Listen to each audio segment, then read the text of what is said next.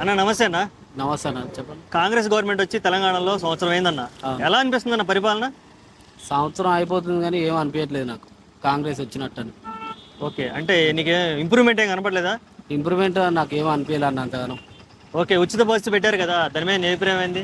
మహిళలు ఉచిత bus. Okay, పెట్టిర్రేమో కానీ మొగళ్ళకు లాస్ తప్పించి ఏం లేదు అందులో. ఓకే, ఇప్పుడు ఎందుకంటే బస్సులో పోయేటోరికి కూడా బస్ అంటే ఇంట్రెస్ట్ పోతుంది. ఎందుకంటే స్పేస్ దొరకట్లేదు.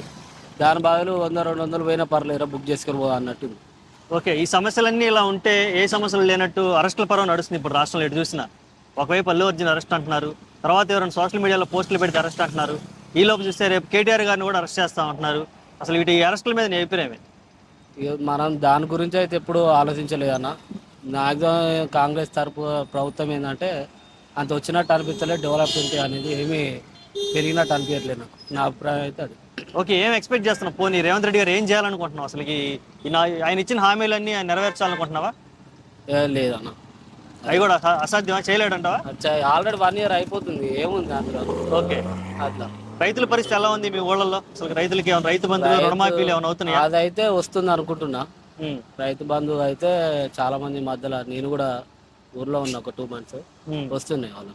రైతు బంధువు అయితే వస్తుంది. ఓకే, సన్న బియ్యానికి కూడా మరి బోనస్ ఇస్తా ఉన్నారు, అది కూడా పూర్తి స్థాయిలో రావట్లేదు అంటున్నారు. దాని మీద నీ అభిప్రాయం? అది మనకి అంత ఐడియా లేదు. మనం ఐడియా ఎక్కువ ఇన్నే ఉంటాం కాబట్టి అంత ఐడియా లేదు. ఓకే అన్న, okay, thank you. Okay, thank you.